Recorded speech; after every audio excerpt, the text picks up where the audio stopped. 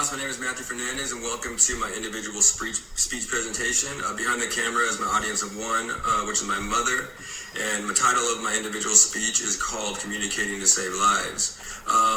I'm here to inform you through this speech of how good or bad communication skills within the healthcare setting promote and contribute to good or bad healthcare outcomes for the patient within healthcare settings.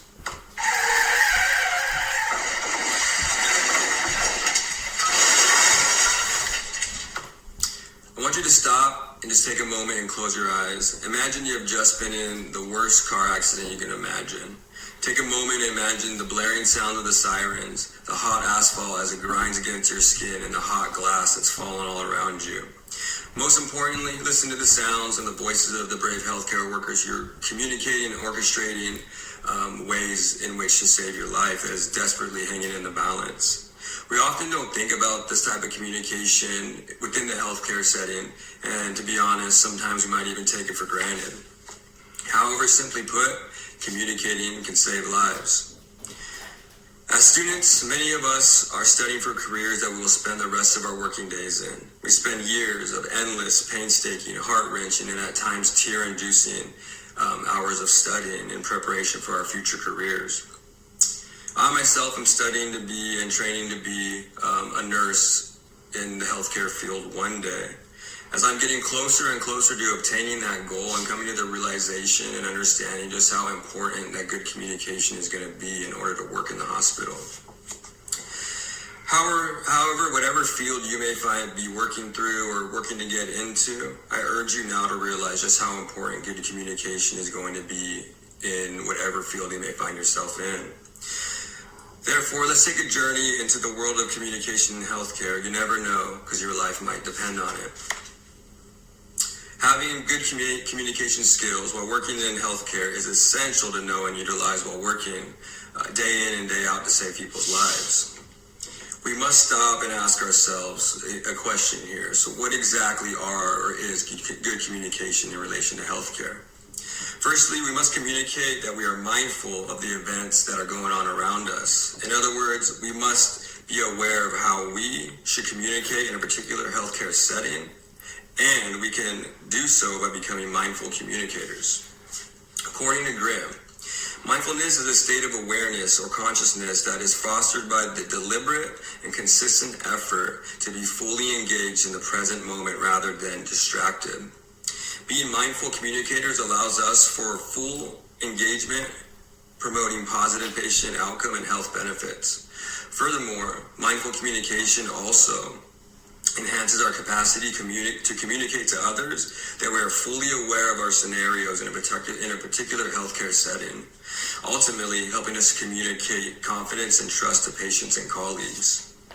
According to Grimm, mindfulness skills can provide a kind of rubric to follow in order to avoid reaching unconscious and conscious suffering from unintended consequences. Consequently, these consequences blocks us from reaching our intended objective, causing additional unnecessary distress for patients. Also, we can be and provide better communication in healthcare settings by being more empathetic communicators.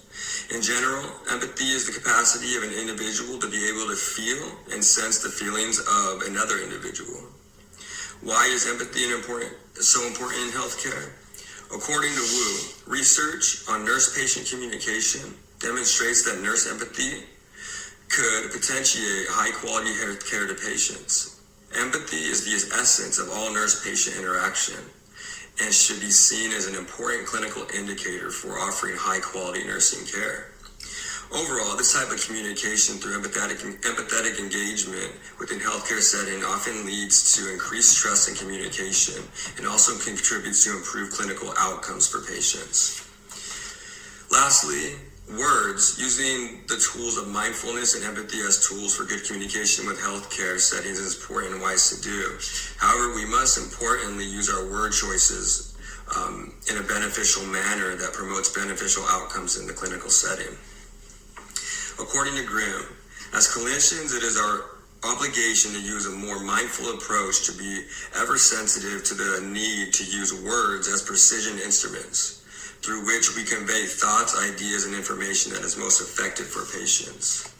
In other words, precise communication through our word choices to express messages to colleagues and patients while working in healthcare settings is equally important. And the three useful components of good communication skills, which are mindful communication, empathetic communication, and constructive word choices, which ultimately promotes better patient outcomes in a beneficial and constructive way.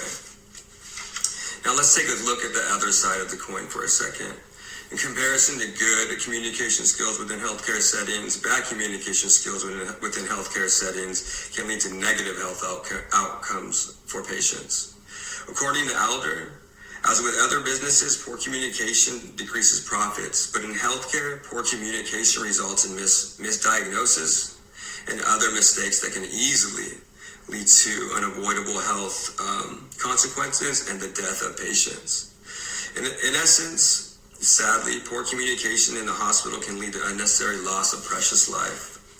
However, we must stop and again and ask ourselves a simple question, but an important question.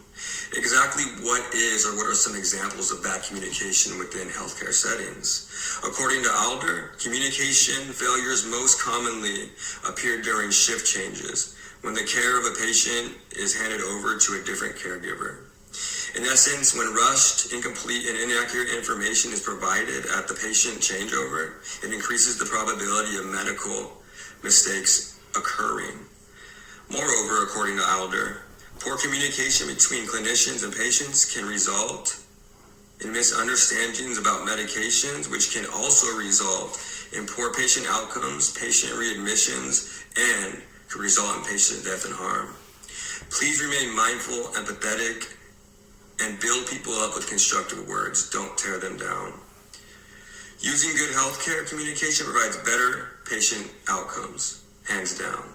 Imagine if your life depended on it. According to Moser, increasing patient-centered communication is a way of achieving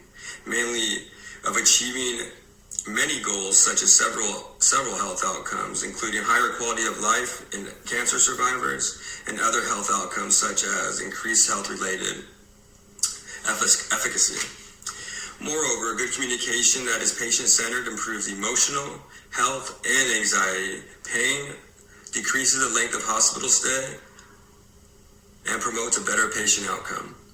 Overall, we must use good communication skills everywhere, but especially in healthcare settings where patients' lives literally depend on it.